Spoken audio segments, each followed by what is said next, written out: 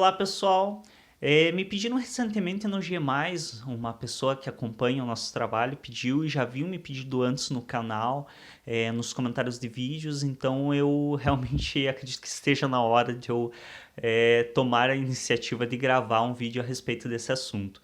Então algumas pessoas vieram pedindo ao longo dos tempos aí para gravar alguma coisa a respeito de pessoas manipuladoras. Eu tive um pouco de receio de início de gravar e me demorei em falar a respeito, porque a primeira coisa que temos que quebrar um pouco a lógica é a valoração de bem e mal. E isso é um sério problema, porque a grande maioria da nossa sociedade não tem estrutura para entender algo para além do bem e do mal. E aí eu lembro muito do Nietzsche, né?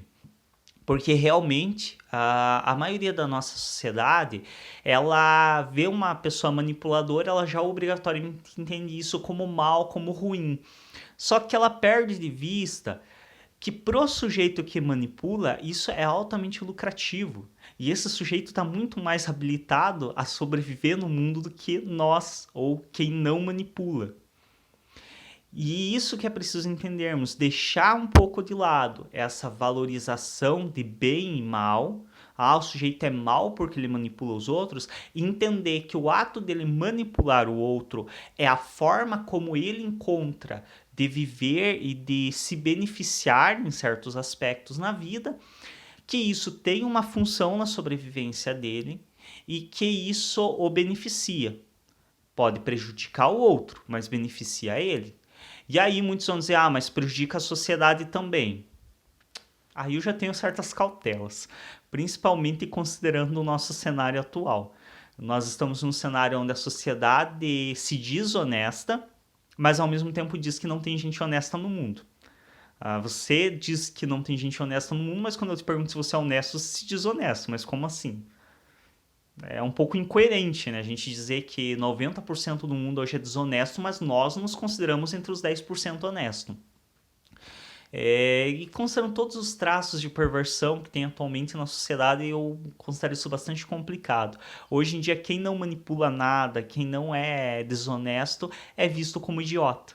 É bem estranho que nós estamos em um momento, em um período social, não sei se em outro momento foi diferente, mas posso falar a partir do momento que eu estou vivenciando, presenciando e sendo ativo nesse tempo, que estamos em um momento realmente onde quem não manipula, quem não é desonesto é visto como imbecil, como ignorante, como uma pessoa que está deixando de aproveitar as possibilidades que a vida dá.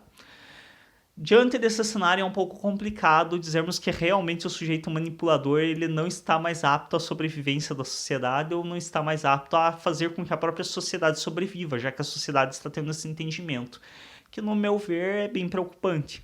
Mas eu também sempre paro para pensar o quanto eu estou sustentando muitas lógicas nesse sentido. Enfim, acredito que o primeiro passo, além de quebrar essa ideia de que manipulação é obrigatoriamente ruim, entender que a manipulação é a forma como o sujeito funciona, vamos deixar a valoração de lado, vamos tentar entender agora como se cria um sujeito manipulador.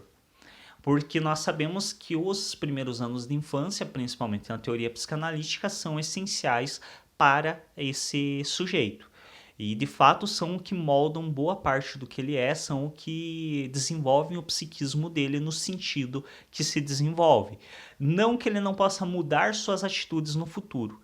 E aí muitas vezes também as pessoas se confundem pela afirmação de que o sujeito não muda de estrutura, elas acham que o sujeito é imutável. Não, ele não muda de estrutura psíquica. Não significa que ele não possa se relacionar de uma maneira diferente com a sua estrutura.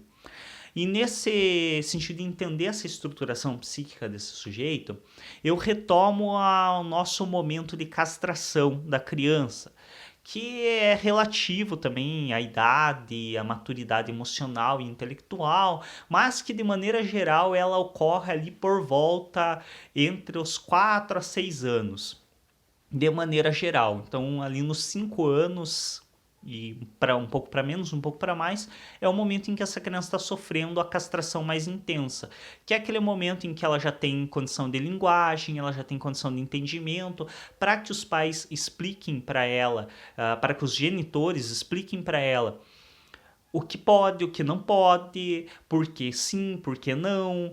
É um momento também que muitas dessas crianças estão indo para a escola, então também tem esse rompimento com a imagem dos genitores, levando elas a um convívio social diferente, com outras pessoas, com outras formas de ação, com outras regras que não as de casa. Então esse é um momento bem significativo do desenvolvimento infantil. E podemos tomar como sendo, nesses momentos, o desenvolvimento da estrutura definitiva do sujeito. Eu ainda tenho meus questionamentos a respeito desse conceito de que a estrutura realmente é imutável, mas como eu não tenho base teórica o suficiente para apoiar minhas opiniões, eu prefiro permanecer seguindo no que é entendido pela psicanálise geral, do fato da estrutura realmente ser decisiva e imutável, apesar do sujeito poder se relacionar de maneira diferente com ela. Nesse momento, o que ocorre? A função de mãe que está exercendo a alimentação, o carinho, as necessidades dessa criança, ela começa a se ausentar, porque afinal essa criança já está grande, ela precisa fazer outras coisas, ela precisa cuidar dos afazeres, ela precisa cuidar do trabalho dela. E esse já é um dos primeiros momentos de castração, a hora que essa função mãe começa a se afastar dessa criança e começa a deixar mais evidente para essa criança que ela é um sujeito à parte, que ela não faz parte dessa mãe. Essa mãe é outra coisa, é um outro sujeito e ela também é um outro sujeito. E essa mãe não vai estar disponível para ela o tempo todo. E para além disso, a lei começa a entrar com mais ênfase, porque são os momentos em que a criança começa a ter muitos desejos. Então ela quer doce, em um momento que talvez não seja coerente ela comer doce. E aí chega a função pai para dizer, e pode ser exercido pela própria genitora, para dizer não, agora não é hora de você comer doce. Agora é hora de você almoçar. Esse não é a lei se impondo. É o momento da castração efetiva, de dizer, olha, você tem limites. Você tem limites que são impostos a você e que você vai ter que aceitar, que daqui por diante você não pode ir. Então, quero doce depois da refeição? Ok. Antes da refeição, não. Aqui está o limite. Antes da refeição você não vai comer doce. E esse limite imposto, ele é muito significativo na estrutura do sujeito.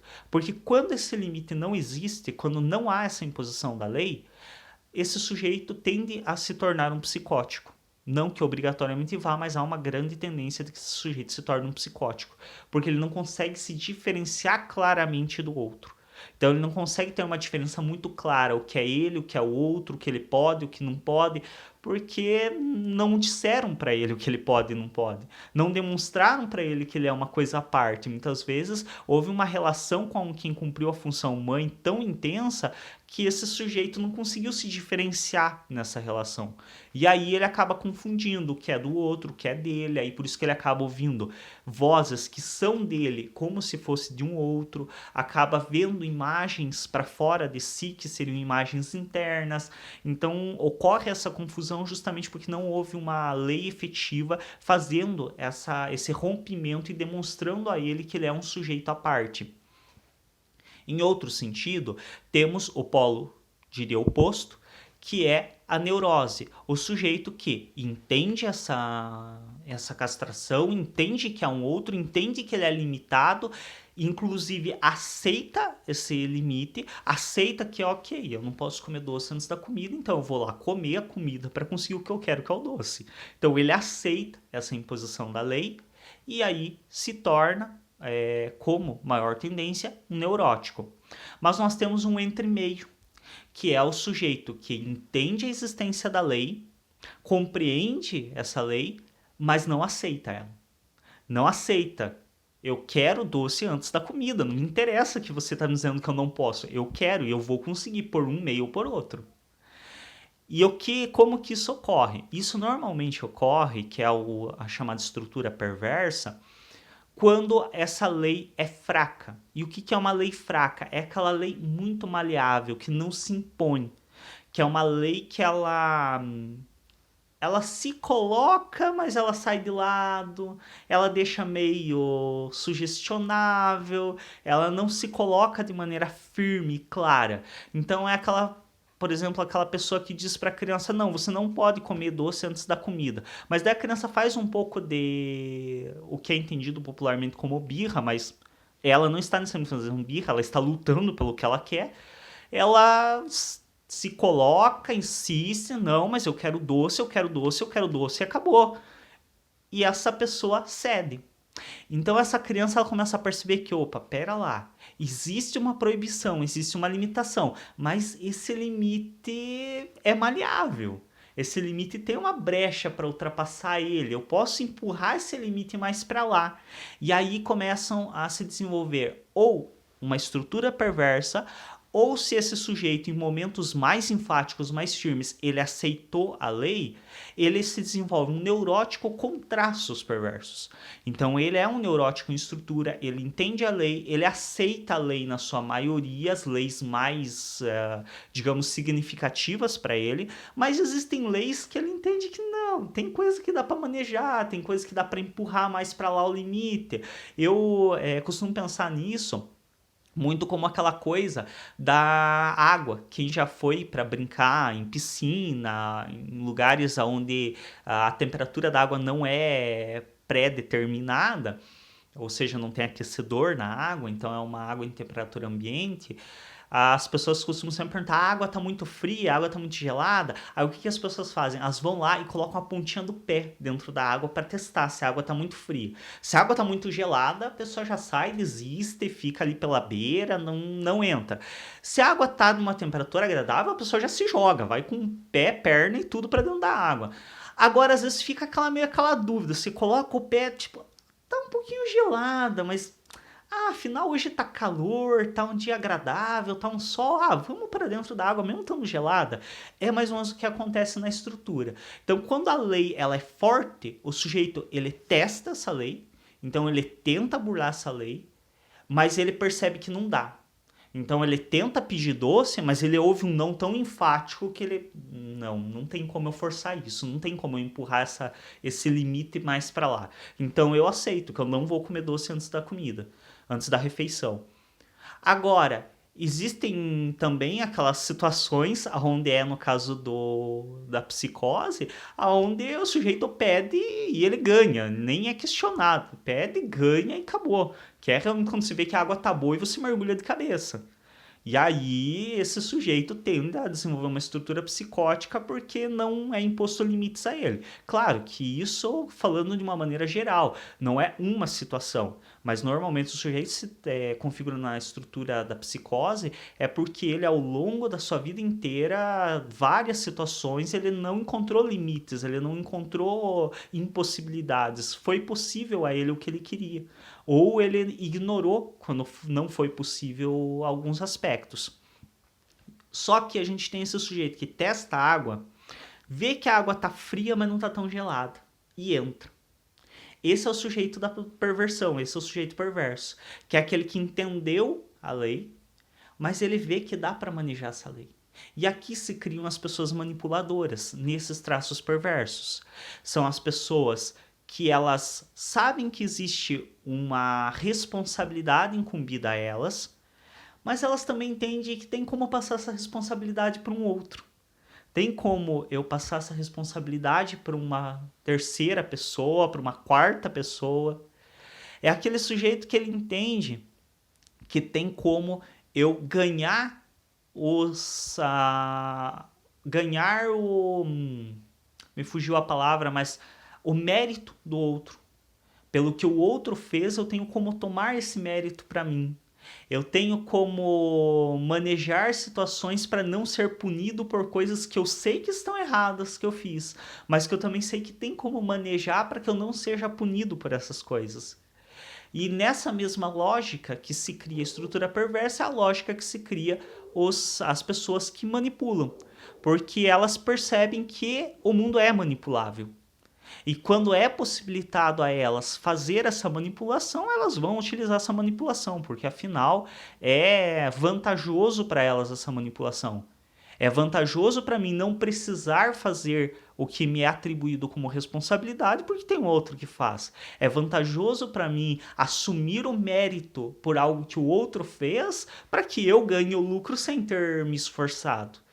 E uma das coisas que talvez impacte muito a sociedade da estrutura perversa e dessas atitudes, por exemplo, de manipulação, é aquela questão de que nós nos impactamos não porque nós de fato consideramos que aquilo que o outro faz é inadmissível, mas porque muitas vezes nós queríamos fazer igual. Nós queríamos receber a glória sem precisar trabalhar. Nós queríamos que outro fizesse as coisas por nós. Só que, como nós aceitamos a lei, nós não podemos fazer isso. E aí nós criticamos quem consegue fazer isso.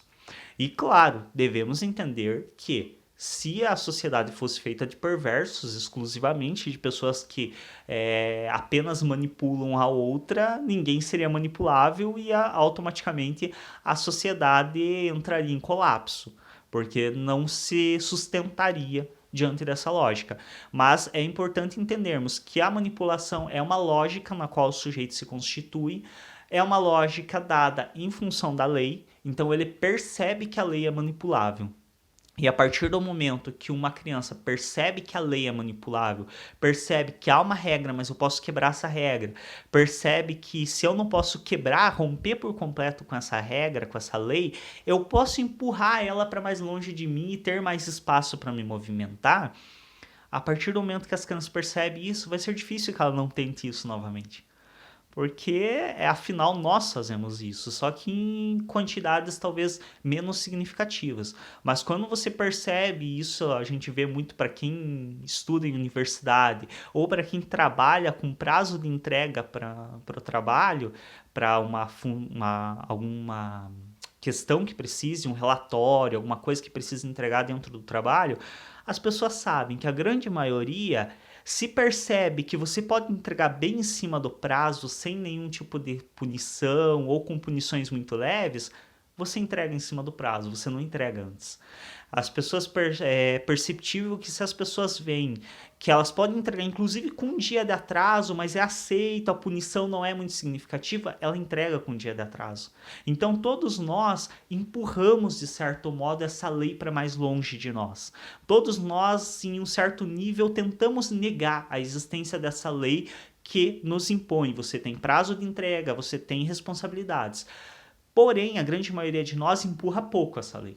Porque tenta empurrar e logo não tem mais força para empurrar. Logo se depara com uma punição muito severa, entrega um relatório muito atrasado e acaba sendo demitido, ou então sofre uma perda salarial, ou deixa de ganhar uma promoção de cargo, ou na universidade, no caso, entrega um trabalho atrasado e perde muita nota, ganha metade da nota que seria a nota integral. Então logo nós nos deparamos com uma lei muito intensa. Nesse sentido, eu diria que todos nós, em algum nível, somos manipuladores.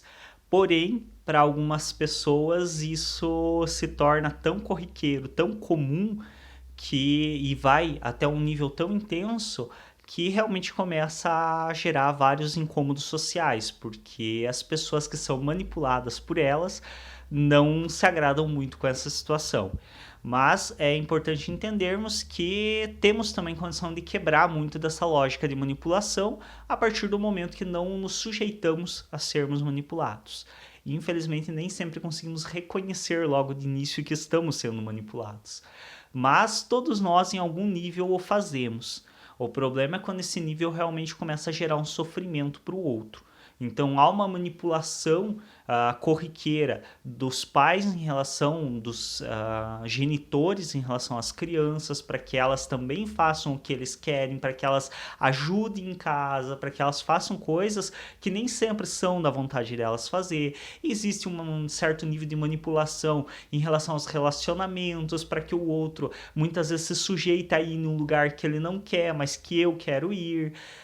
Existe em algum nível sempre a manipulação, mas quando esse nível começa a gerar um sentimento de sofrimento intenso em todos que estão à volta do sujeito, isso começa a se tornar uma situação complicada e um problema social a ser questionado. Se ainda não é inscrito ou inscrita no nosso canal, se inscreve, clica em gostei nos vídeos e até um próximo.